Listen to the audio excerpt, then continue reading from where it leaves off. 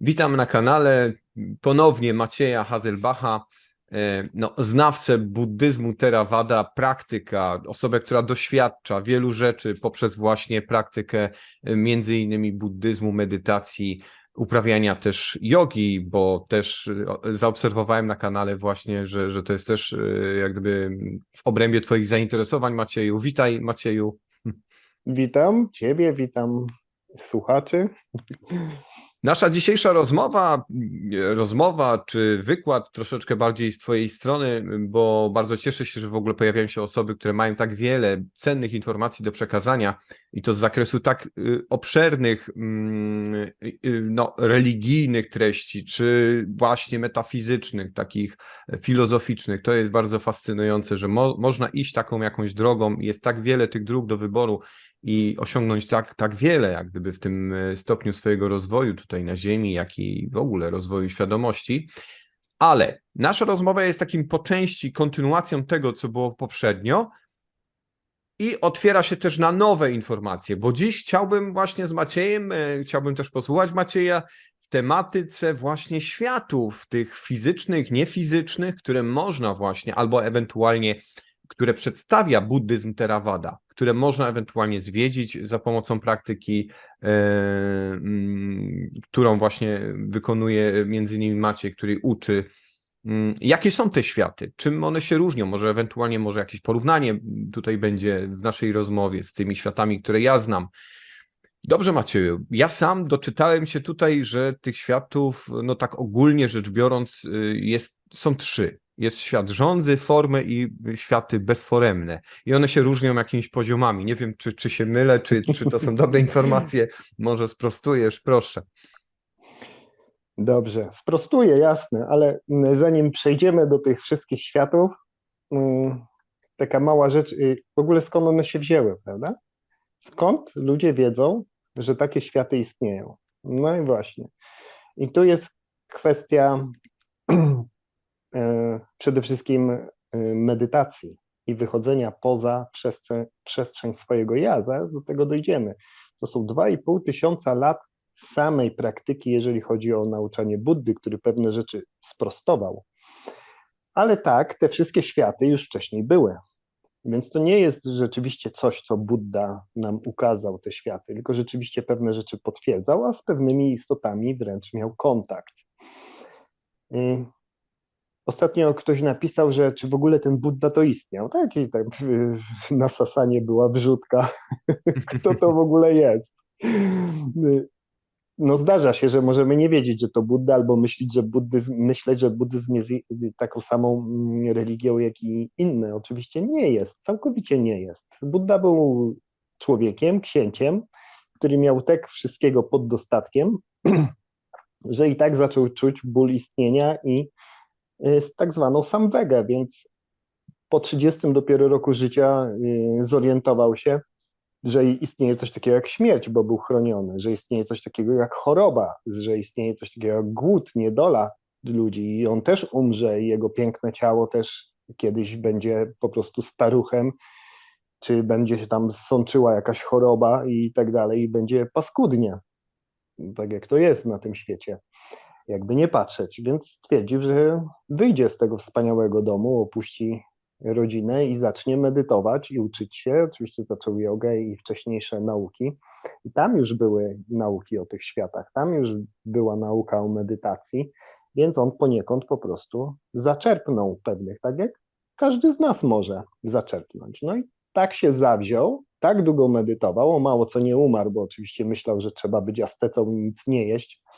Dopiero pewna dziewczyna go uratowała. To są oczywiście historyczne jakieś tam zapiski. Na ile są prawdziwe, nie wiemy, ale możemy się domyślać, że jak jest to postać historyczna, to jednak istniała. W każdym razie nie ma to znaczenia, bo zostawił po sobie tyle niesamowitych nauk, że przez 2,5 tysiąca lat już wtedy nauczał, że istnieją światy, rzeczywiście bogowie, aniołowie, demony i to inne, jakkolwiek to sobie nazwiemy, możemy sobie to nazywać jak chcemy, ale po prostu inne istoty w innych światach. Już wtedy jakby prześwietlił poprzez medytację, poprzez różne spotkania i tylko mówił jedno: nie ufajcie do końca nauczycielom. ani mnie.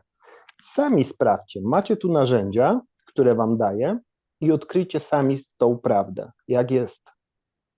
I przez 2,5 tysiąca lat, jeżeli to byłaby nieprawda, jeżeli by nie istniały takie światy, jeżeli by nie istniało przebudzenie, to by nie było iluzji, ale wiemy już z fizyki kwantowej, że jest iluzja. I powiedzmy, te nauki by znikły po 100 latach, gdyby to nie była prawda, ale ludzie zaczęli tego doświadczać i na własnej skórze obserwować, co się dzieje z ich życiem tu i teraz i co się dzieje w ogóle dalej z tą przestrzenią. No i tak to przetrwało, te jakby nauki, których już wtedy nauczał o cząsteczkach elementarnych, nie? Czyli atomach, tylko inaczej się to nazywało. Już wtedy nauczał o rozszerzaniu i kurczeniu wszechświata, co dopiero teraz, niedawno Penrose o tym mówił. Już wtedy mówił o indeterminizmie, że istnieje wpływ naszej świadomości na otaczającą nas rzeczywistość, a część jest też zdeterminowana, ale nie wszystko jest zdeterminowane. Mamy gdzieś kawałek wolnej woli, więc to jest tak ogromna nauka. Mamy też coś takiego jak brak wolnej woli, bo jesteśmy uwarunkowanymi istotami poprzez pewne tak zwane inklinacje, które, zaraz o tym opowiem, są jakby dziedziczone z jednego odrodzenia na drugie. W ujęciu Theravady nie ma czegoś takiego jak przechodzenie jakby czystej duszy i ona się uczy z jednego wcielenia na wcielenie. Zanim dojdziemy do tych 31 światów, które są podzielone na te 3 jakby fazy, mamy jedną fazę, która jest całkowicie, może być i bezcielesna, albo bezumysłowa. To jest zupełnie jakby energetyczna, to jest tak jakby dopiero powstawały fotony, tam dopiero się zaczyna coś dziać, nie ma jeszcze materii, więc tam są istoty zupełnie pozbawione materii, to są takie subtelne przestrzenie energetyczne. Później mamy przestrzenie takiej materii subtelnej, w której istnieją jakby bardziej, można powiedzieć, istoty, które mają większą świadomość doświadczania. Tam na przykład mieszkają też bogowie. To jest ten świat formy, tak? Rupa Datu, tak? Jest tak, jest Arupa Loka, czyli ten świat zupełnie niematerialny i materii jakby subtelnej, bo są nazwy, które są nazwami sanskryckimi, a są nazwy, które pochodzą typowo z języka palijskiego, więc dlatego różnie się to nazywa. Się różnią, ale też, tak. Tak, różnią się. Jeszcze są jakieś zapiski staroaryjskie, które mają jakby swoje nazewnictwo, więc to wszystko jest jakby w różnych nazwach, a Buddha tak naprawdę do końca mówił, żeby się tym nie zajmować. Wiemy, że są 3 światy, nie? Czyli ten świat niematerialny, tej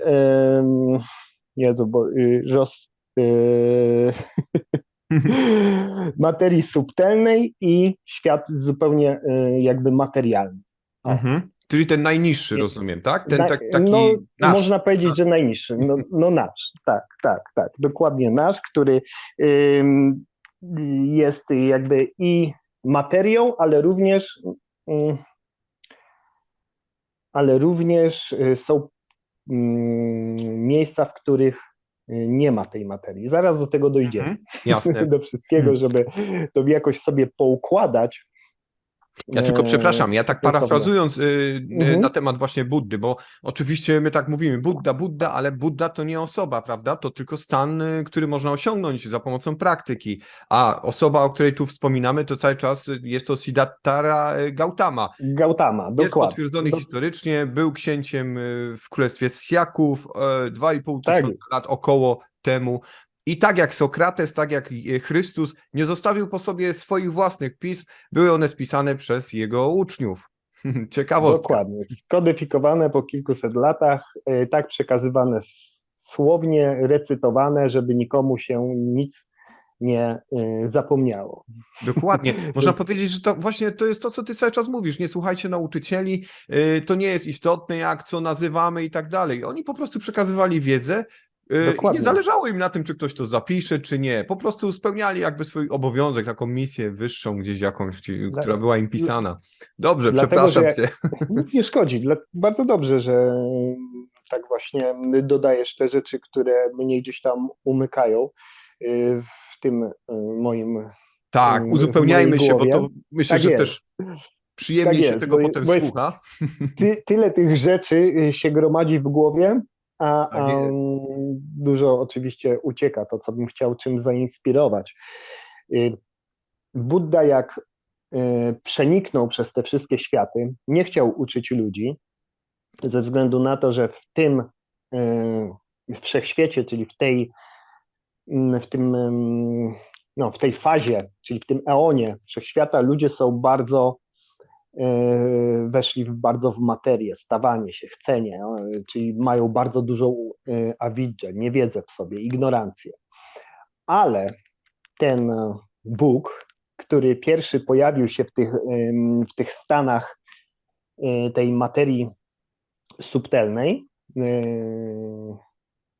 czyli jeju, ja mam dzisiaj za dużo chyba kawy wypiłem, Kawa wbrew pozorom czyli wcale nie Brahma, pobudza fajnie umysłowo. To tak no, faktycznie, ja też mam podobnie. tak, Ale to normalnie, nazewnictwo faktycznie jest trudne do gdzieś tam zapamiętania. Ja sam jak tam próbowałem się przysposobić do naszej rozmowy, przyznaję, że cały czas zerkam w notatki, bo to jest trudne. Te aha. nazewnictwa naprawdę no nie zapadają w Nie, pamięć. ja w ogóle, Mhm. jeżeli chodzi o te światy, nimi nie operuję na co dzień, bo są zupełnie nieważne, ale Mhm. Mhm. Brahma, który jest w poziomie 15, Czyli czyli Brahman, tak? Jest na poziomie 15 dopiero, który tak, jest tak, de facto Bogiem takim jednym z wyższych, na przykład w hinduizmie. Co tak ciekawe. jest, to jest dokładnie ten Mhm. sam. I To to jest jest dopiero dokładnie ten 15 sam, poziom. Mhm. 15, tak, a 31, ten poziom materii subtelnej zaczyna się, bo ja mam tutaj, muszę to przeczytać, bo Jak od najbardziej 20, przecież. od 27 poziomu się zaczyna ten Rupa Loka, czyli świat materii subtelnej, do 12, więc tam, w którym mieszkają dewy, i tam właśnie, no dobrze, może za dużo tych różnych istot nam No wejdzie, no ale właśnie, tak. w każdym razie tam na tym 14 poziomie mieszka ten wielki Bóg, który pojawił się w tym wszechświecie po raz jakby pierwszy, jako on pierwszy, i on uległ iluzji, czyli awidży. Awidża to jest niewiedza. Dlaczego tu jesteśmy? Nie wiemy, bo jesteśmy w iluzji, czyli awidży. Dopiero jak będziemy mieć widża, wiedzę, to dopiero rozgryziemy całą tą grę. Więc on spotkał tego Boga, oczywiście tak jak powiedzmy ty przechodzisz przez ciała, wychodzisz z ciała, to Mhm, jest mhm. znana rzecz od tysięcy lat, prawda? To Tak, nie tak. jest nic nowego, które, nie wiem, wymyślił ktoś, tylko to się normalnie dzieje, tylko inni się o tym nie mówią, jakie zdolności zdobywają. Jest o tym opisane w suttach, więc on, rozmawiając z nim, sam go ten Bóg nakłonił, żeby jednak ludzi nauczał, bo widzi w nich tą iskrę tego przebudzenia, prawda? Czyli ten jakby pierwotny strumień, ja chyba ostatnio mówiłem, pierwotny strumień świadomości nieuwarunkowanej. To, do czego jakby, to można przyrównywać do duszy, ale to nie jest nic, co by chciało być ja, więc ciężko nam to na razie zrozumieć z poziomu ja, gdzie chcemy przenosić nasze ja i przerzucać na następne wcielenie, to jest niemożliwe do uzyskania. Ale że tego się boimy, dlatego tak robimy. Dopiero z czasem, z praktyką zaczynamy odpuszczać, że nie musimy stawać się ja, bo to jest zupełnie jakby inna bajka, to jest zupełnie inne rozumienie, więc ciężko to teraz jakby w tym momencie opisać. Zaraz jak pójdziemy dalej, będzie to łatwiej zrozumieć. Więc Mhm. mówił Buddzie, żeby jednak nauczał ludzi, bo jednak gdzieś ta iskra jest i w którymś momencie gdzieś załapiał, prawda? Żeby jednak inspirował ludzi, nie poddawał się gdzieś tam, nie szedł w ostępy leśne i koniec. Bo Brahma też uległ iluzji, uległ awidży. Myślał, że jest pierwszy, wszechmogący, najpotężniejszy i on tu jest już tak długo, że myślał, że jest tym pierwszym Bogiem, no ale Buddha mu powiedział, że jednak nie, jest w samsarze, jest w awidży, żeby się też przebudził z tej niewiedzy. Więc to jest, pomyślmy sobie, że jak już istoty boskie również wpadają w samsarę i również są zagubione w pewien sposób. To sobie wyobraźmy, jak my możemy być zagubieni, będąc tu miliardy miliardów i nieskończoną ilość razy w samsarze i powtarzając cykle, bo my powtarzamy te 31 poziomów od góry w dół i z powrotem. To jest cały czas proces. Ale dlaczego tak się dzieje? Dlatego, że jest właśnie ta niewiedza. Te 31 poziomów egzystencji jest jakby skąpanych w tej awidży. Niewiedzy, ignorancji duchowej, ułudzie, różnie ma to nazwy, bo wiadomo, nie da się tego po polsku dokładnie powiedzieć. To jest coś jakby taka samonapędzająca się maszyna.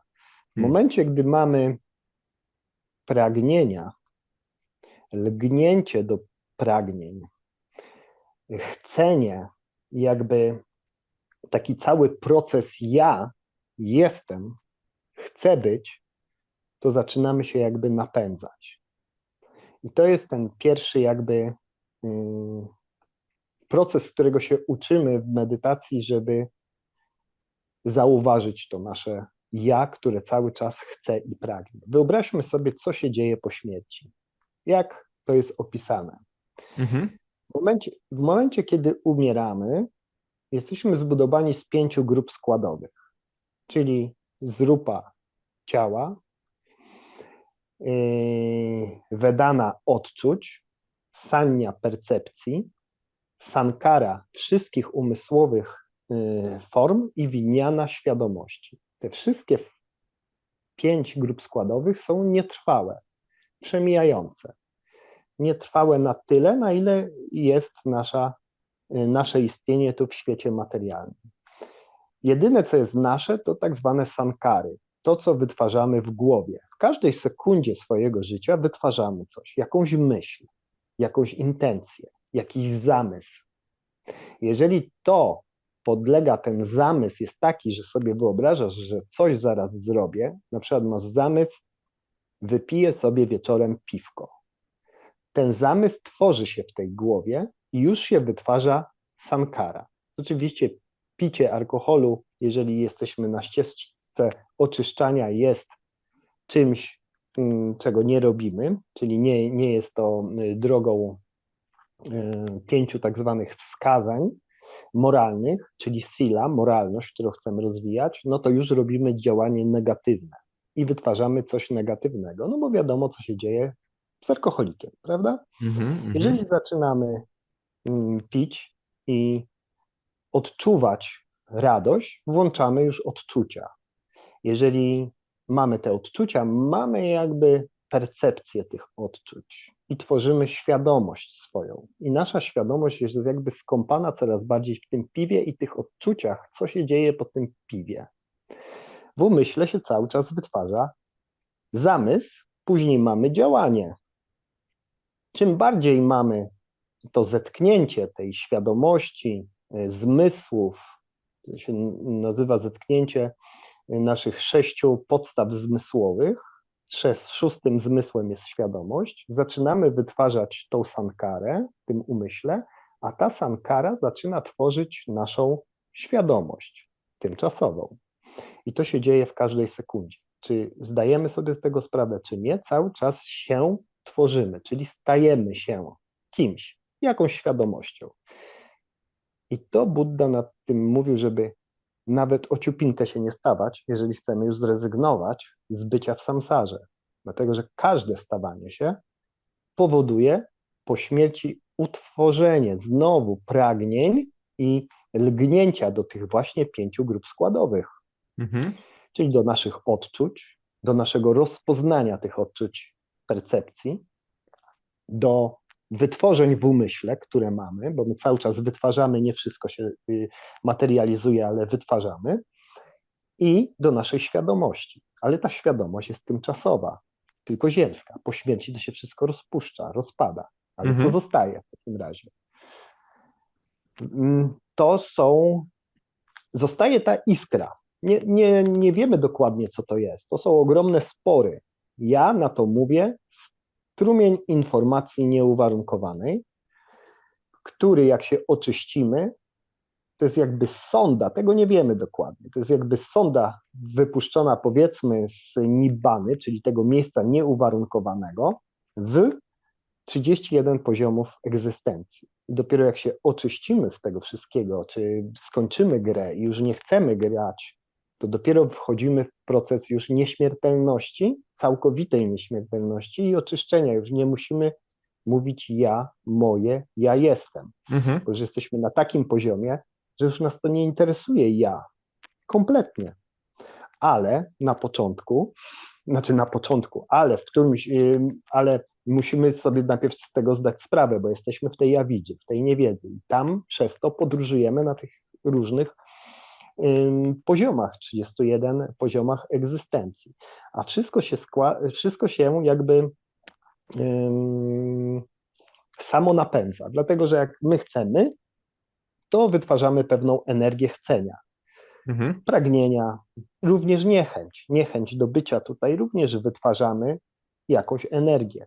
Więc to na przykład, jeżeli ktoś popełni samobójstwo, jest w tak ogromnej niechęci, w tak ogromnym bólu, że również wytwarza siebie jako w pozycji nie chcę, czyli jest mocne ja i to mocne ja po prostu będzie w jakiś sposób egzystować w innych przestrzeniach.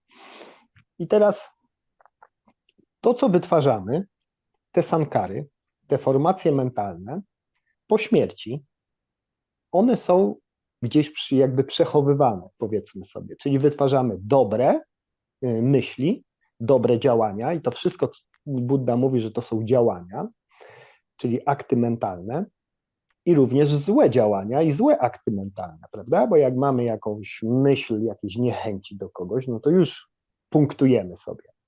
Jeżeli mamy dobre myśli, oczyszczone, sila, pełne szczodrości i dobroci poza ja, to wytwarzamy coś dobrego. Czyli mamy 10 jakby dobrych, jest to tak sklasyfikowane, i 10 złych wytworzeń. I w momencie śmierci to nazwijmy, że to jest, znaczy nie nazwijmy, bo to jest działania wszystkie, to jest kamma, czyli karma. To można sobie wyobrazić, że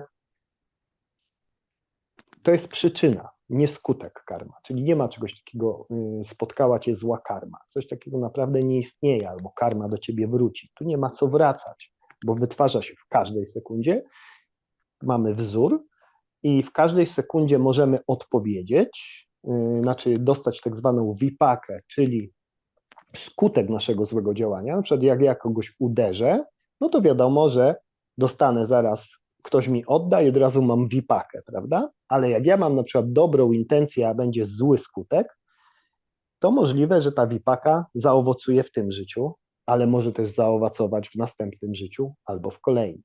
Czyli wyobraźmy sobie, że każda myśl, dobra czy zła, intencjonalna, nieintencjonalna, kumuluje się jakby w wielkim ogrodzie. W wielkim ogrodzie, w którym podlewamy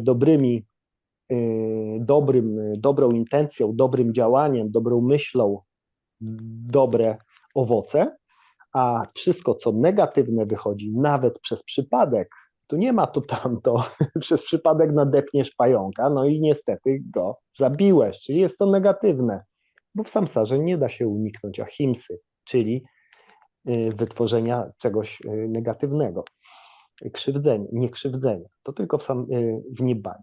I tam również tworzymy ogród negatywnych rzeczy. I one sobie dojrzewają. I nie zawsze od razu zbierzemy coś negatywnego. No chyba, że to jest, tak jak mówię, kogoś uderzymy, no to od razu odczujemy.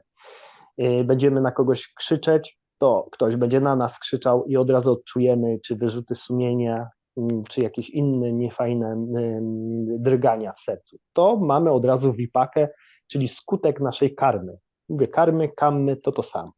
Ale część jest taka, która zaowocuje po śmierci lub w trakcie śmierci, w zależności od naszego stanu mentalnego.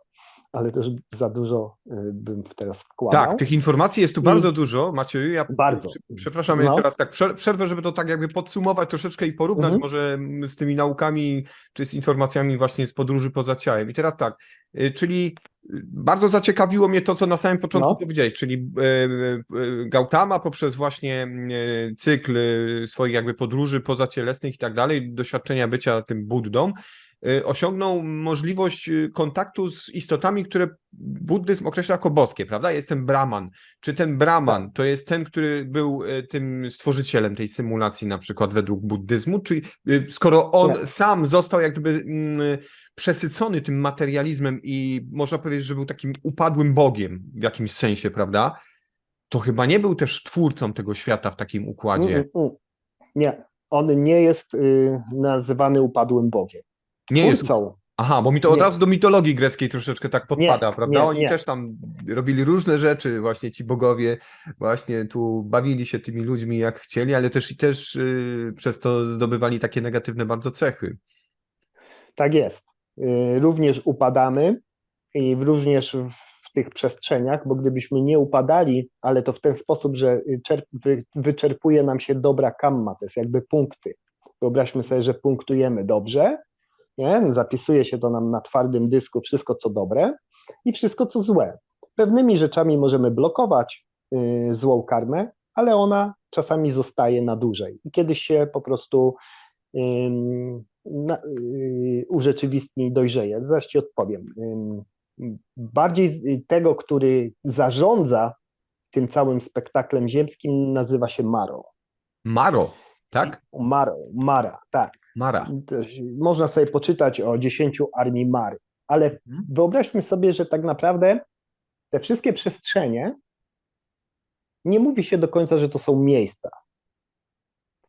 Dlatego, że musimy zauważyć, na co nam mówi fizyka kwantowa, że jednak podłoże fizyki, podłoże wszystkiego są kwanty, prawda? Czyli informacja, która jest zawarta w atomach, tak bardzo prosto powiedzmy, już nie tam fotonach i tak dalej. I wszystko jest jakby w takiej fali, w energii, prawda? Sami fizycy nie wiedzą, jakim cudem w ogóle mamy ten świat materialny. Dlaczego mamy materię ożywioną, nieożywioną, jak wszystko jest zbudowane z tych samych klocków, jak to się dzieje. No i jest mnóstwo tych rzeczy dookulnych. Proces falowy, a nagle fala się zamienia w materię, ale wtedy, kiedy jest obserwator, a jak nie ma, to nie. Odczytuje w czasie, że ktoś będzie na nią patrzył. No to jest mnóstwo niesamowitych rzeczy, o których już mówił tak naprawdę Budda, że tak naprawdę to nie są miejsca, tylko pewne wytworzenia. Tak. Więc czyli zaczerpnięta symbolika ze świata materialnego, która jest przeniesiona za pomocą jakichś mentalnych takich przekonań i tworzy po prostu całe obszary niefizyczne. Ja z tym absolutnie rezonuję, zgadzam się z tym. Dokładnie. Więc czy Brahman może być po prostu jakąś istotą, która pełniła jakąś funkcję na przykład w tym całym systemie życia ziemskiego, ale bardzo przez to też przesiąkła? Nie. Oni po prostu są w swoich przestrzeniach. Każdy jest w swojej przestrzeni. Ale to jest przestrzeń poza tym światem, systemem życia ziemskiego, czy jeszcze w obrębie jak gdyby tej całej maszyny? Nie. Poziom jakby miejsce takie powiedzmy, które jest ziemskie, to jest tylko poziom 5, gdzie jest całkowity jakby poziom powiedzmy materialny, taki twardy, ciężki, w którym jesteśmy. Reszta poziomów jest bardziej powiedzmy niebiańska, tak to można nazwać. Aha, rozumiem. Czyli ale czy ten poziom 5 to jest dalej ciągle jakby ten system życia ziemskiego, czyli z tym światem materialnym i tym duchowym, który no współpracuje z tym materialnym, czyli no tak jak tutaj opisuje, nie wiem, Newton, Monroe, Moen, że wiesz, że ludzie umierają, trafiają do różnych obszarów, wracają potem na Ziemię. I gdzieś tam jest oczywiście granica, w której jest już 0% naleciałości jakiejkolwiek materialnej z Ziemi, prawda? I to jest jakby ta granica po prostu systemu życia ziemskiego. Na Czyli przykład ten poziom piąty to powiem, jest całość, to co ja teraz powiedziałem, nie, tak? poziom piąty to jest typowo ziemski, A, tylko, czyli tylko ta Ziemia, tylko, namacalna, fizyczna tak, Ziemia. Mhm. tak, między 11 a 5 poziomem mamy tak zwaną strefę świata zmysłowego i tak zwana strefa przyziemna. Ale Mhm. tam również mieszkają dewy, tam są miejsca, na przykład mamy 6, mamy 9 poziom, na którym mieszkają, to się nazywa, sorry, że czytam, ale ja po prostu nie Ja to wnikam w rozumiem, te pewnie. No jest. dewy zadowolone, tak jest Mhm. przetłumaczone. I tam, na tym poziomie, jeżeli jesteśmy bardzo hojni, mamy tych 10 dobrych działań w swoim życiu, czyli rozwijamy cnoty, rozwijamy mądrość, to i tak już jesteśmy na ziemi, jak rozwijamy cnoty, mądrość, to mamy taką szansę. Ale jak już rozwijamy hojność, to już idziemy dalej, wyżej, kiedy już nie myślimy ja, tylko jesteśmy dla innych ludzi jakby Myślimy o innych, tak. pomocą. To na 9 poziomie to jest bardzo ważne, tam żyje na przykład przyszły Buddha czy bodhisattwowie, czyli osoby, które chcą pomagać ludziom w przebudzeniu, żeby wyszli z tej awidy, i oni tam sobie mieszkają. To są poziomy czystej przyjemności i radości, tak się mówi na to. Ciekawe. I tam przebywa w tym momencie przyszły Buddha, który w Mhm. którymś tam eonie się odrodzi i tu sobie zejdzie, prawda? Bo to jest cały czas proces jakby nauki. A ten jakby zarządca, to jest bardzo fajna opowieść, można sobie na YouTubie odsłuchać, 10 Armii Mary w takiej bardzo rozrywkowej formie. No to można powiedzieć, że on jakby tym zarządza, bo są dewy, które doznają przyjemności z rzeczy, które inne istoty stwarzają dla nich. Mhm, mhm. I, Dosyć czyli, skomplikowane. czyli jak sobie przypomnisz opowieść o Luszu, Mhm. to Jest będziesz porównanie wiedział jakieś, tak? dlaczego. Mhm. Rozumiem. Jest, no bo dewy wytwarzają coś, ale my jakby wytwarzamy ten Lusz, prawda? Tak, tak. Tą energię. Dajemy paliwo I dzięki, napędowe, tak. dokładnie, bo to wszystko w samsarze polega na paliwie napędowym. Jak to Mhm. Buddha powiedział, wszyscy płoną, wszyscy płoniemy pożądaniem, Mhm. chceniem, stawaniem się, chciwością, awersją, ułudą. Wszyscy płoniemy, dlatego tu jesteśmy. Czyli tak, z jednej strony ścieżka, o której tu mówisz cały czas, dąży do tego, żeby się wyzwolić z tej samsary, prawda? Za Tak pomocą jest, coraz mniejszego odczuwania zmysłowego na korzyść tak jest. takiego wzniesienia się ponad i stania się takim bodhisattvą, czyli kimś, kto myśli już tylko o tym, żeby pomagać, ale z czystości z siebie samego, nie z korzyści, jakie może osiągnąć, bo to też dalej jest Dokładnie tak, ciągle ta samsara, prawda? To utkwienie w tym, dokładnie tak. tych nazw tak nie Mhm. do końca kojarzę. Ale z drugiej strony produkowanie tego paliwa, którym są te wszystkie no, negatywne cechy, jakaś tam niegodziwość, prawda, chciwość, Tak pożądanie, jest. te ego, które tym wszystkim gdzieś tam jest podłożem tego wszystkiego, ono jest też niezbędne, prawda? Bo to nie chodzi o to, żeby całkowicie Oczywiście. zlikwidować ten świat, tylko chodzi o to, żeby po prostu był rodzaj awansu takiego rozwojowego, tak? Samsara właśnie na tym polega, że mamy tu tą możliwość tego dualizmu, tego Mhm. rozpoznania, prawda? Bo w Nibbanie byśmy nie mieli rozpoznania, czyli w tym świecie poza zmysłami, poza stawaniem się, tam jest całkowity, powiedzmy, wewnętrzny relaks. Czasami jak ktoś wejdzie w samadhi, czyli w stan prawdziwej medytacji, to się nazywa właściwa medytacja, zatrzymanie wszystkich procesów jakby chcenia, to dopiero poczuje, co to jest, nie chcieć, nie wiem, seksu, jedzenia, samochodu, bycia kimś zauważonym, chcenia destrukcji swojego ja i tak dalej. Dopiero w samadhi jesteśmy w stanie znaleźć ten odnośnik i zobaczyć, co to jest, taki przesmak nibbany. To jest po prostu coś niesamowitego. Ja mogę oczywiście o tym opowiadać, ale każdy może to doświadczyć. I wyobraźmy sobie, że podróżujemy po tych wszystkich poziomach, doświadczamy cały czas i ogromnego upadku i cierpienia, i niesamowitych doznań poza cielesnych, jako dewy, które rozpływają się w dżanach. Dżany to są te stany, te pierwsze, czyli mamy te niematerialne całkowicie. Mamy dżany niematerialne, 4 i dżany materialne. Buddha zawsze mówił, że nie ćwiczymy medytacji, tylko ćwiczymy dżany, czyli wejście w to samadhi, zatrzymanie i tak dalej. Nie będę teraz za dużo o tym mówił, ale podróżujemy po tym, prawda?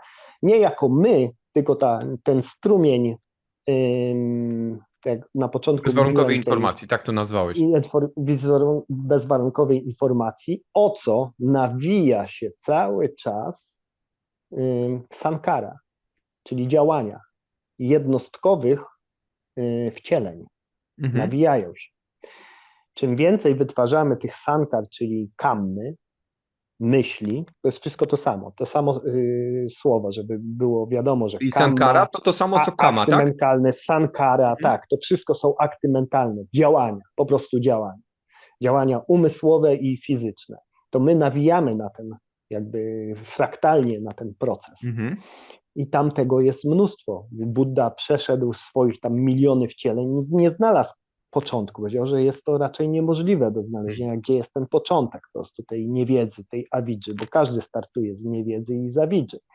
Więc sobie wyobraźmy, jak nawijamy tyle różnych aktów mentalnych i nagle się rodzimy i wytwarza nam się nasze ciało, wytwarza nam się nasza percepcja, nasze doznania, nasze akty mentalne, które mamy w głowie i nasza świadomość. Ale teraz powiedzmy, czy to jest nasza świadomość? No nie, absolutnie nie, bo to jest zgrupowanie wszystkich tych nawiniętych na ten strumień informacji wcieleń, które dziedziczymy po prostu i odczuwamy tu to dziedziczenie i to się nazywa anusaja, złe skłonności, czyli jak mamy skłonności do alkoholu, to znaczy, że wcześniej te skłonności się nawinęły. Jeżeli zachowujemy się jakoś dziwnie i czasami mamy wyrzuty sumienia, jak mogłem tak powiedzieć, to nie ja, to przecież anusaja, inklinacja, jak mamy o sobie opinię, jestem beznadziejny, dlaczego ja tak robię, to nie ja, to już jest dziedziczone. Jeżeli mamy tego świadomość, czujemy się troszkę wolni, możemy wprowadzać w ten wzór, zetknięcie, to co myślę, wytworzenie myśli i świadomość. Jeżeli zaczynamy widzieć ten wzór, to możemy to zmieniać. Tu mamy tylko wolną wolę, bo czasami myślimy, że mam wolną wolę, to się napiję. To nie jest żadna wolna wola, bo to jest anusaja, inklinacja.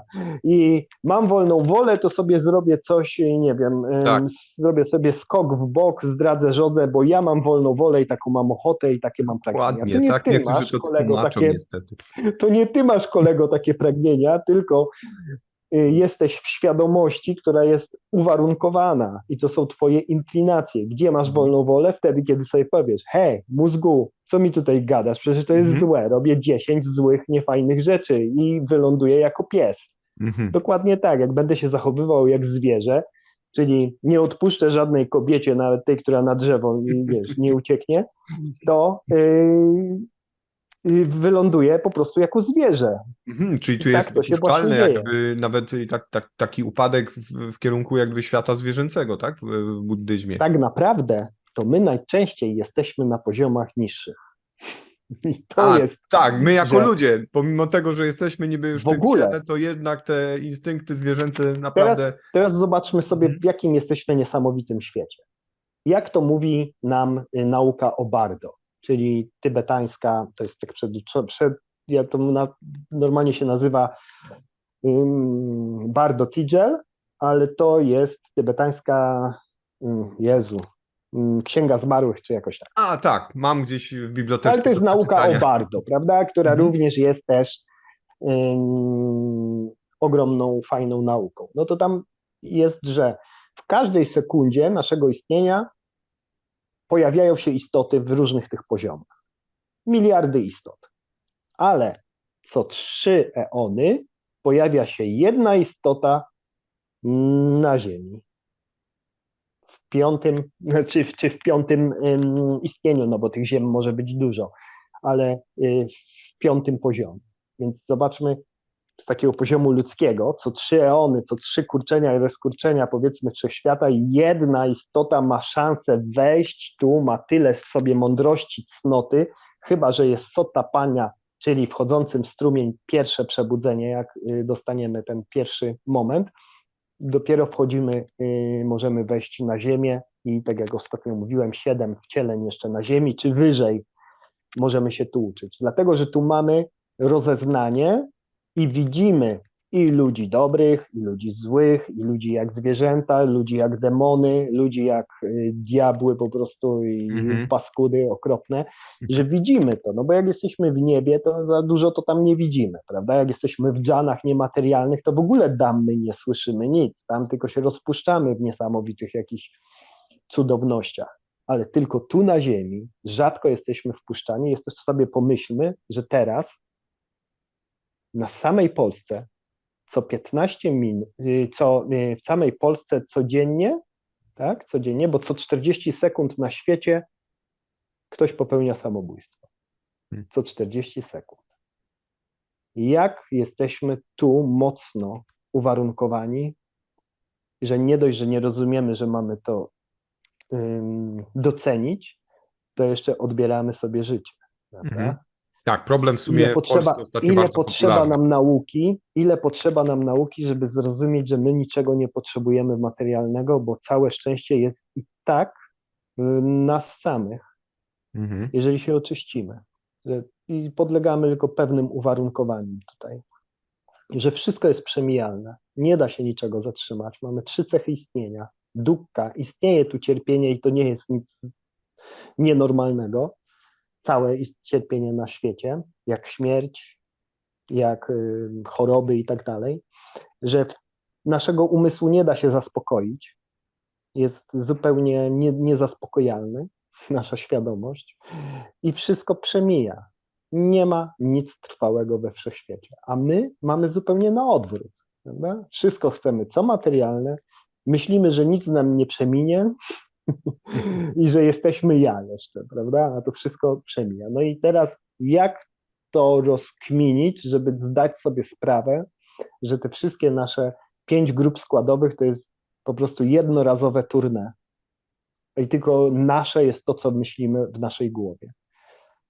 Nie? Jest to mega trudne, ale właśnie to, co nam dał Buddha, czyli 8-raką ścieżkę, jak mamy działać, jak mamy myśleć, jak mamy być moralni, jak mamy wchodzić w mądrość, dopiero da nam wyjście z tej niewiedzy. Czyli mamy takie 3 działania. Sila, moralność, samadhi, wejście we właściwą medytację, gdy najpierw zaczynamy się moralnie oczyszczać, bo można nieoczyszczonym moralnie i bez zrozumienia sobie robić medytację, co poskutkuje, sami możemy się przekonać czym, nagromadzeniem większego ja, tylko i wyłącznie, i wchodzić w pania, czyli mądrość. To jest bardzo ważna sprawa. W momencie medytacji, jak wejdziemy już w przestrzeń samadhi, to z automatu ściągamy mądrość. Czyli wyobraźmy sobie, że to jest jak podłączenie się pod ten strumień informacyjny, który jest i jesteśmy nawinięci przez miliardy wcieleń, to właśnie w momencie medytacji podłączamy swoją jakby nadświadomość, jakkolwiek sobie to nazwiemy. Po prostu dostajemy pewnego wglądu. To Buddha mówił w ten sposób, że na początku jest wiara w tego paradogosa, w tego pierwszego, który nam coś mówi. Później zaczynamy, czyli mamy jakby wiarę, jakby przekonanie. To nie jest ślepa wiara, bo mówił, żeby trenować. Tylko pewna wiara i przekazane nauki. Zaczynamy później trenować i dostajemy tą mądrość. Słyszymy to, co niewypowiedziane. Po prostu to odczuwamy. I jest dużo różnych typów ludzi. Niektórzy, tak jak ty, wchodzą w wyższe rozumienie poprzez rzeczywistą praktykę wchodzenia w te przestrzenie, a są ludzie tacy którzy nie mają takich, nie jestem tak uwarunkowany, że wyjdę z ciała coś, ale dostaję pania poprzez długoletnią, ciężką robotę ze swoim ego. To już tyle trwa, cały czas, że ta mądrość po prostu co jakiś czas spływa i są pewne skoki wejścia jakby w coraz większe rozeznanie. To jakby w nas wynika. No i tak to się jakby dzieje.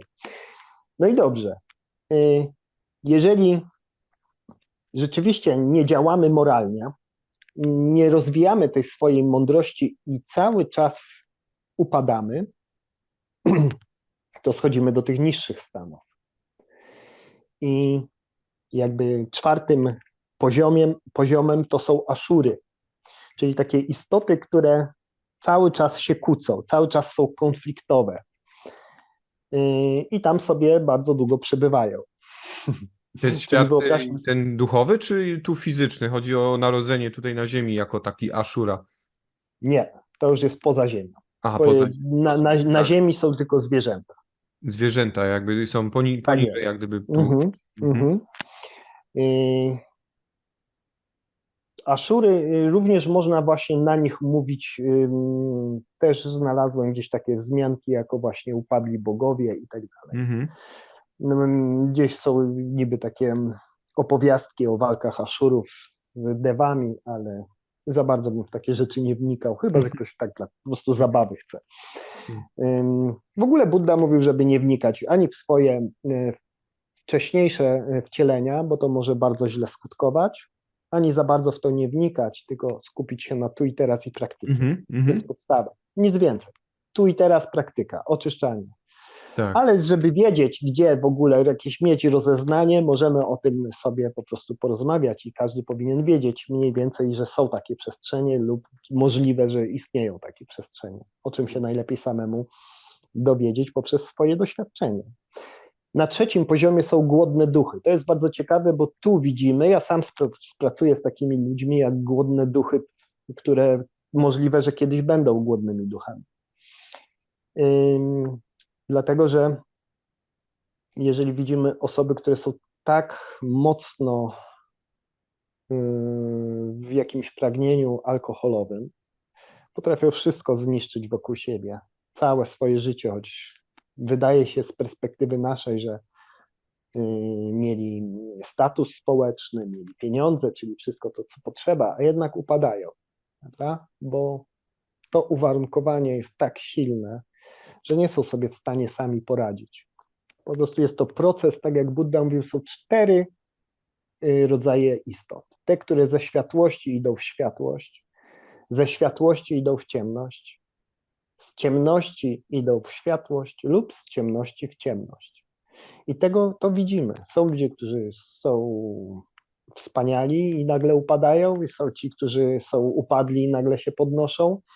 Sami to zaobserwujemy. No i głodne duchy to są takie, które po prostu są w tym wytworzeniu swoim umysłowym, no bo wiemy, że jak umieramy, to co robimy? No wytwarzamy.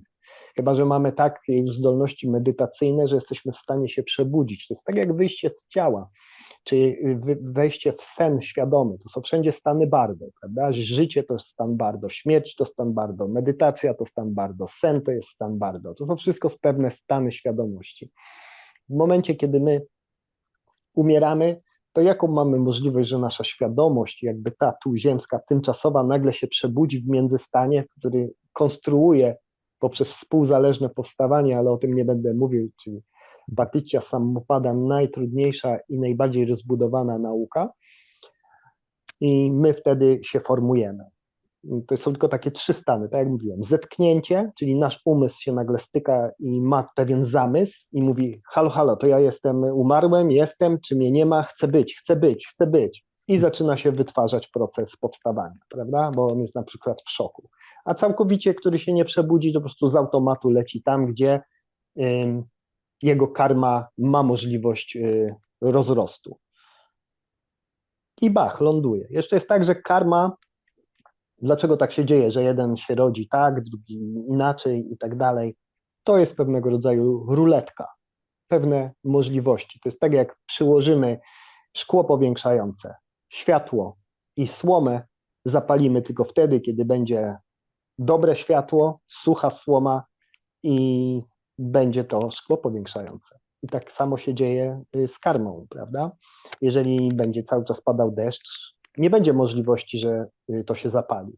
I tak samo jest, musi być pewna współzależność pewnych rzeczy, żeby coś odpaliło. Pewne rzeczy można blokować poprzez dobroć. Dlatego Buddha mówił, wytwarzaj mettę, miłującą dobroć. Będziesz blokował złą karmę, którą wytwarzały wcześniejsze wcielenia. To jest tak, jak do szklanki pełnej wody nasypiemy łyżkę soli, no to poczujemy od razu, że jest słona, ale jak do oceanu, jak do jeziora damy łyżkę soli, to nie poczujemy, że nagle całe jezioro jest zasolone. To jest tak jak z mettą.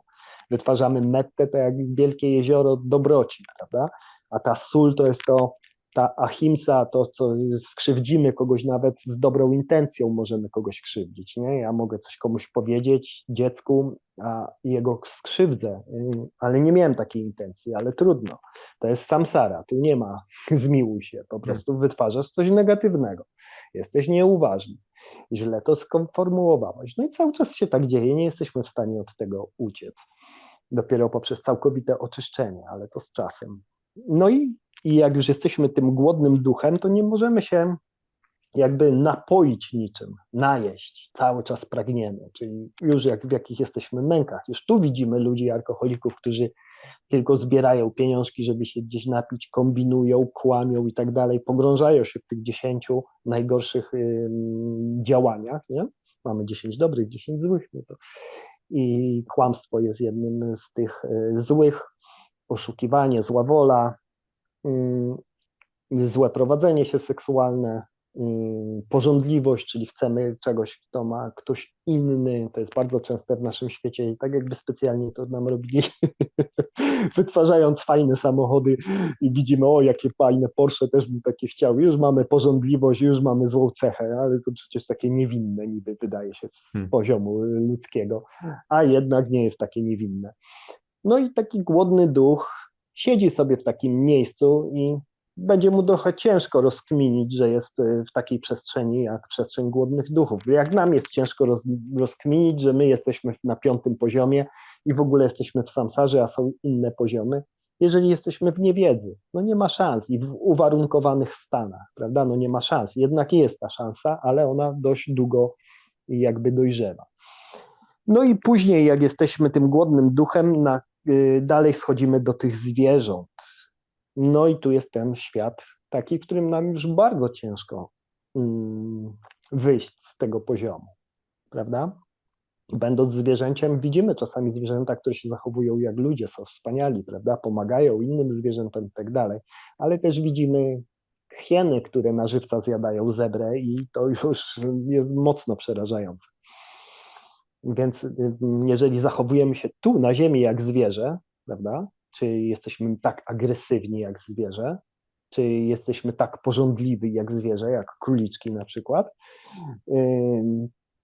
no to sami wytwarzamy już swoją świadomość, czyli mamy zetknięcie, czyli współzależne powstawanie, zetknięcie, czyli tych 7 naszych zmysłów, oczy, wzrok, dotyk, czy sama świadomość, już sam zamysł, wytwarzamy sobie tą sankarę, czyli karmę, to działanie nawet umysłowe i tak wytwarzamy świadomość, która jest uwarunkowana i sztuczna, można tak powiedzieć. Sztuczną inteligencję wytwarzamy. I wtedy lądujemy w tych przestrzeniach. Niekoniecznie oczywiście. To zaraz dojdę. I na końcu oczywiście jest przestrzeń, gdzie już całkowicie upadniemy, czyli piekielna. No to sami widzimy też na ziemi ludzi, którzy po prostu lubią zabijać inne istoty. Co tu dużo mówić. Czy cokolwiek robić nieprzyjemnego, czy zabijać siebie, prawda? Nie rozumieć tego i nie doceniać tego istnienia bardzo rzadkiego na tej ziemi.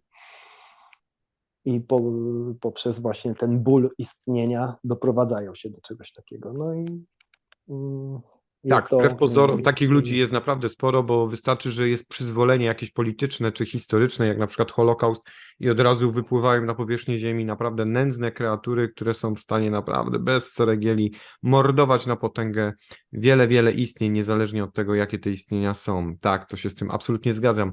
Jeszcze mam takie pytanie właśnie tutaj trochę do tego wcześniejszego, bo tak sobie pomyślałem, nawijamy, prawda, tak jak powiedziałeś, nawijamy pewne te uwarunkowania i tak dalej, ale oprócz tego jeszcze że przecież co życie rodzimy się w danym jakimś ciele, które ma też swoje jakby pewne cechy zapisane w genach, z którymi musimy się skonfrontować, prawda? Jest jakiś rozum, z To jest którym właśnie musimy się to. porozumieć, nawiązać kontakt i to ciało też już jest pewnym uwarunkowaniem, prawda? Które Wszystko. również może nawinąć. No ono nawija tak naprawdę głównie te Nie, wszystkie już ci rzeczy, mówię. tak? Mhm. Dokładnie we współzależnym powstawaniu dzieje się tak ze względu na oczywiście awidzie, że się wytwarzamy, ale ciało jest i to wszystko jest zależne od tych zgromadzonych punktów działania, czyli karmy i pewnej Czyli również to ciało, w którym się przypadkowości. rodzimy, tak? Ono też jest jakby, Dokładnie. tak?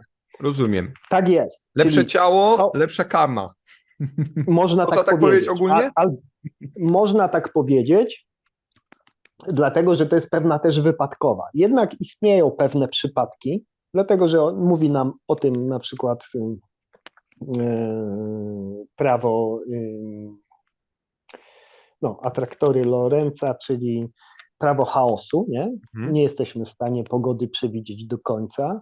Zawsze może nam stanąć serce, czy spaść meteoryt na Ziemię, wyrywając się ze swoich jakby spójnych trajektorii, prawda? Jest jednak tutaj, nie wszystko działa, nie wszystko jest zależne karmy.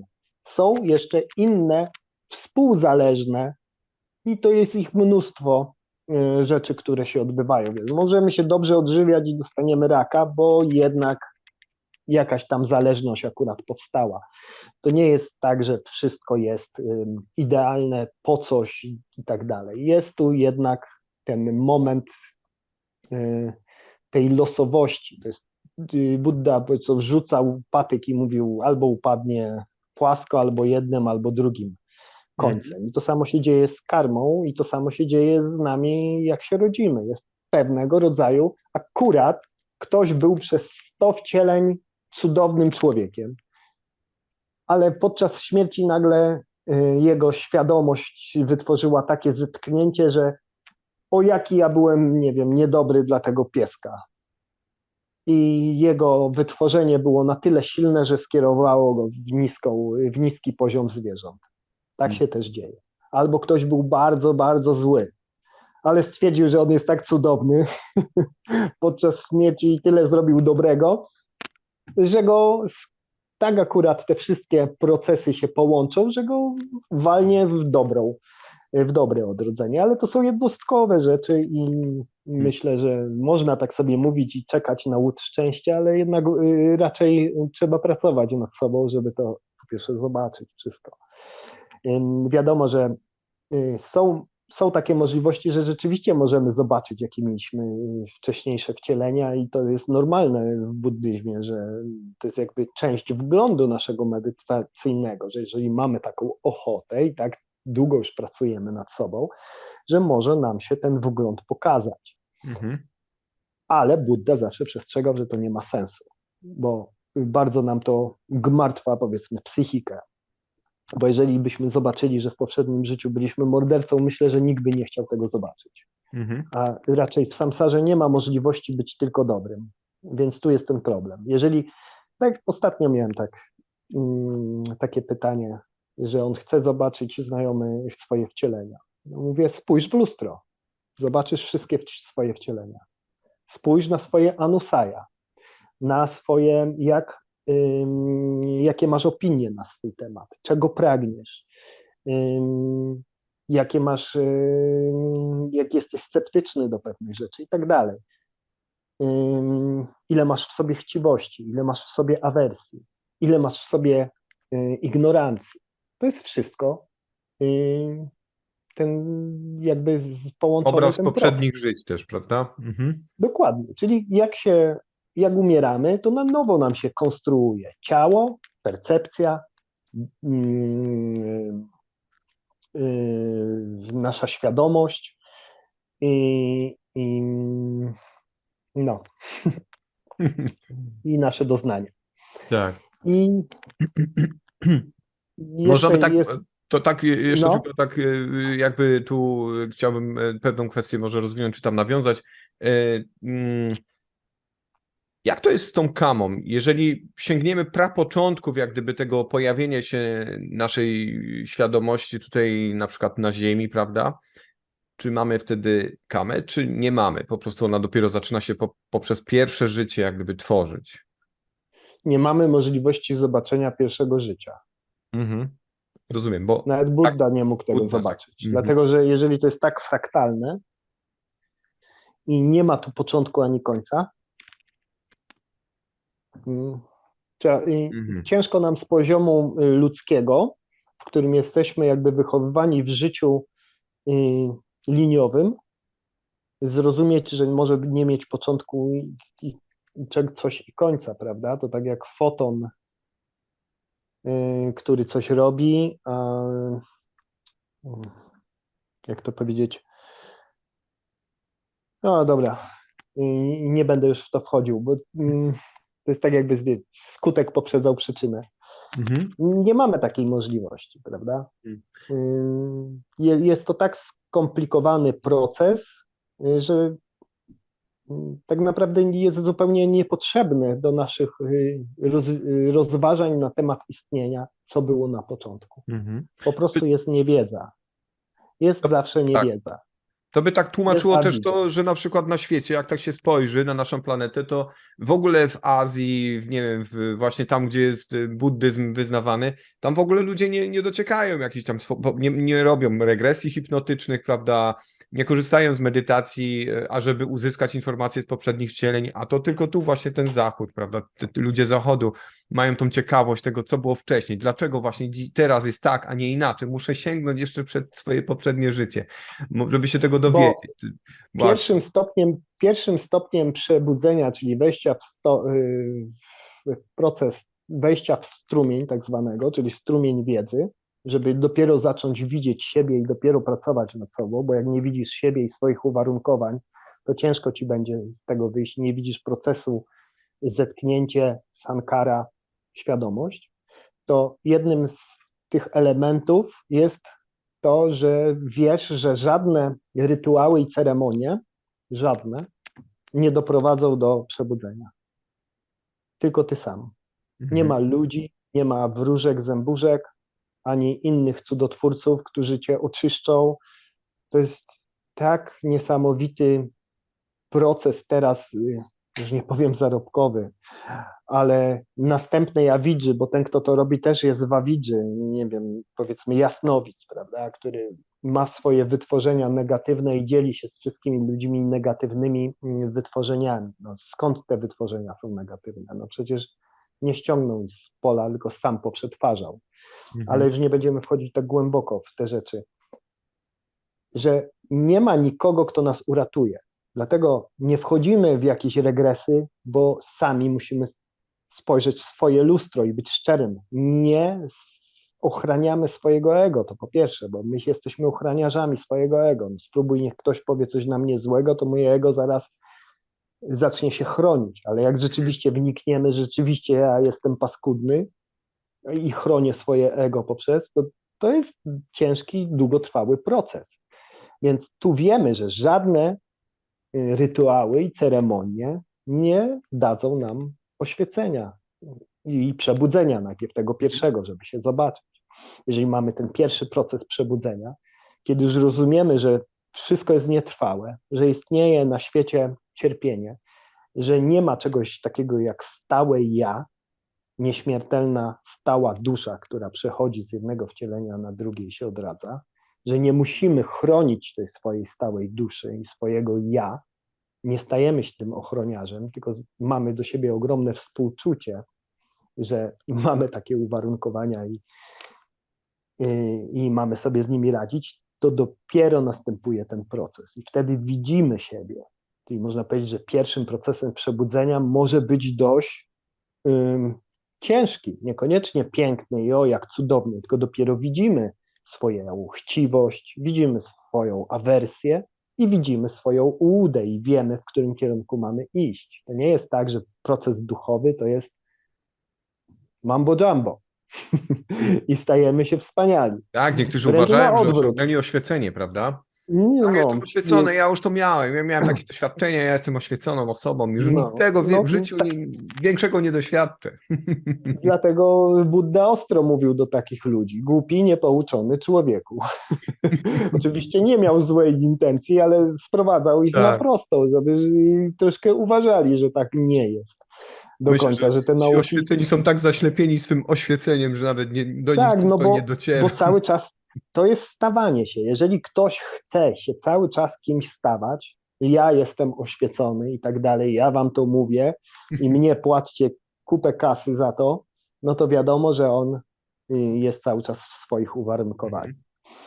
Więc to jest, no, A musimy pamiętać po prostu, że nasze doświadczenia są też w pewien sposób takie subiektywne, interpretacje też mają jakby zalążek tego, jak my odczuwamy, jakie mamy wrażenia związane z tym światem. Każdy z nas walczy, prawda, tutaj z tymi wszystkimi problemami, wydarzeniami dnia codziennego, zmaga się z sobą właśnie, z tymi swoimi negatywnymi odczuciami, z tym swoim ego. E, i do no końca to nie niestety. jest nasze. Tak, więc To każda jest informacja, niesamowite. nawet jaką odbieramy, jest w pewien sposób zakrzywiona, prawda? No nie jest Dokładnie. idealnej prawdy nie ma, nie istnieje. No jest to po prostu bardzo trudny proces. Ale ten buddyzm, to o czym ty mówisz, Macieju, tak patrząc na tą ścieżkę, ona jest bardzo trudna, No, tak powiem. To jest bardzo trudna bardzo, ścieżka ze względu na to, że ona, bardzo. może nie chcę tak powiedzieć, nie użyć takiego słowa, wymaga, ale ona, tak, ona jak gdyby bardzo takim głównym elementem jest takie poświęcenie wszystkiego tego, z czym jesteśmy tu naprawdę związani, nie? To już Żeby ci w mówię, ogóle jak to, ruszyć z miejsca. To już jest ci mówię, jak trudne. to jest. Ja mam rodzinę. O Powiem to właśnie. ze swojego przykładu. Na pewno chcesz to Mam, powiedzieć, oni mogą słyszeć. no będę szczery, mam dzieci, oczywiście. Mam, nie wiem, jestem instruktorem jogi, gdzie mam jakieś zobowiązania. Nauczam ludzi, wspieram ich i tak dalej. Mam swoje uwarunkowania jako istoty, czyli ego i tak dalej. Czym jest tak naprawdę buddyzm? Oczywiście jest praktyką i treningiem, żeby zrozumieć, że to wszystko jest nietrwałe i każde lgnięcie do tego, że to moje dzieci, moja rodzina, moje ja tym jestem i tak dalej, jest warunkujące. Ale jak wchodzimy w tą przestrzeń, kiedy zaczynamy to dostrzegać, to nie, że my się pozbywamy tego. Nie. Na nowo, dokładnie na nowo zaczynamy to doceniać i tym bardziej kochać, wiedząc, że jest to jednorazowa przygoda, jednorazowe życie, jednorazowa świadomość, jednorazowe ego, które pragnie, jest chciwe i tak dalej. I my zaczynamy rzeczywiście mieć współczucie ogromne do siebie.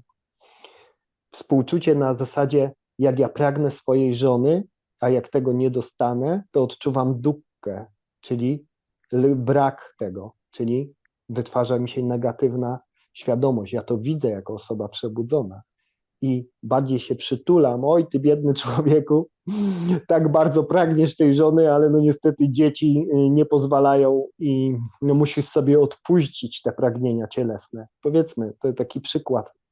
Zaczynamy siebie widzieć i współczuć sobie, ale nie oczywiście w ziemski sposób współczuć, tylko rzeczywiście współczuć jako tej jednej, jednorazowej istocie, która ma tyle tutaj do zrobienia. Widzimy w sobie to wszystko, więc nic tu nie odrzucamy. Jeżeli jesteśmy na pewnym poziomie, tak jak ja mam dzieci, no to przecież nie odrzucę ich, nie pójdę do... Ale były takie myśli. Jak jeszcze mocno wpadłem w praktykę, były takie myśli, że ja już rzeczywiście chciałbym zostać mnichem. Mhm. Ale później przychodzi jeszcze głębsze zrozumienie, że to nie na tym to polega. Polega to na tym, żeby to wszystko teraz zaakceptować, dać dzieciom tak, jak powinno się dać wsparcie. Moja świadomość nie jest jeszcze gotowa, żeby to wszystko odrzucać. Jeszcze nie ten czas. Trzeba znowu sobie to wszystko poukładać, żeby być szczodrym. Szczodrość polega na tym, że dajemy coś od siebie, jakąś cząstkę siebie, nie tylko kasę bezdomnemu i to z lewej ręki, bo się zwróci, tylko rzeczywiście, no takie są Jeszcze nie powiedzonka, słyszałem. tylko dajemy z prawej, żeby się nie zwróciło. I dajemy z siebie tą szczodrość właśnie tym dzieciom i tak dalej. Ale na przykład mamy pewne uwarunkowania, że nie wiem, lubimy sobie posłuchać muzyki, lubimy sobie pograć na konsoli. To oprócz tego, że medytujemy, że to wszystko robimy, jesteśmy w tym świecie i pozwalamy sobie na pewne rzeczy, ale one są działaniem nie na zasadzie ja muszę i koniec, muszę, chcę, czyli takie obsesyjno-kompulsywne programy, które są, tylko mogę. Więc czym jest buddyzm? Tym, że już jest działaniem oczyszczonym, działaniem funkcjonalnym. Ja mogę zjeść pączka, ale nie muszę, bo dbam o oczyszczenie swojego ciała. Czasami sobie pozwolę i zjem, oczywiście, ale nie jest to na zasadzie muszę dzisiaj mieć coś słodkiego, muszę zjeść czekoladę, bo zwariuję, muszę mieć seks, muszę mieć samochód, muszę się stawać kimś, muszę mieć, nie wiem, super widownię i tak dalej. Ja nic nie muszę, mogę być instruktorem, mogę ludziom pomagać, ale nie muszę mieć milionów odbiorców. To jest zupełnie inne poczucie, czyli działanie funkcjonalne.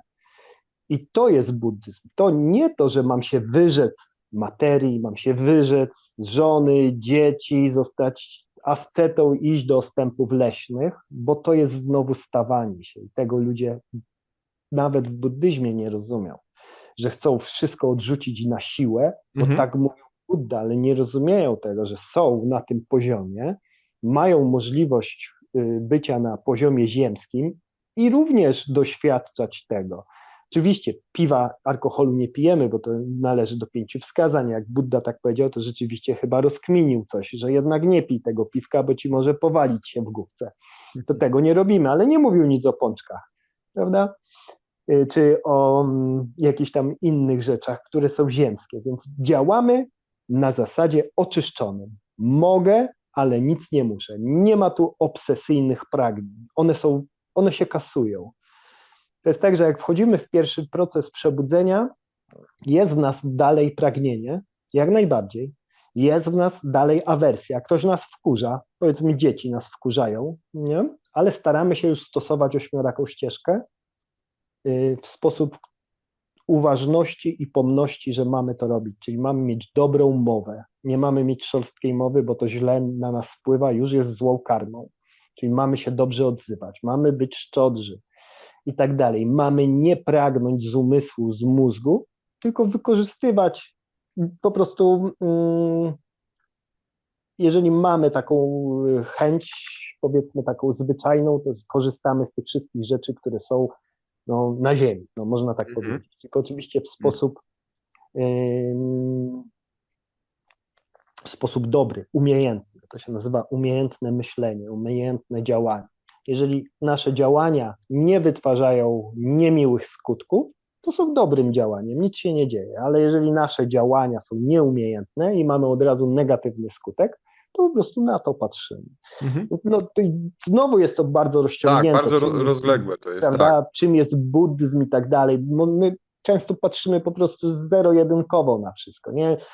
Budda powiedział, że pragnienia nas tutaj i my myślimy, że mamy nic nie pragnąć i nagle, o Jezu, to co będzie. To tak, niektórzy nie bardzo o to mocno chodzi. sobie przyjmują pewne takie te idee do siebie i wręcz zmuszają się do tego, żeby tak było, bo tak trzeba, bo to jest tu przykaz taki z góry i absolutnie jak nie, no to po prostu od razu przepadnę.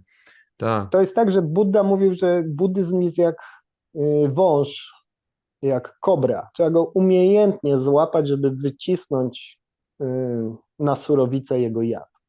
Jeżeli nieumiejętnie złapiemy węża, to nas ugryzie. To samo jest z Dhammą, czyli z nauką, którą nam dał.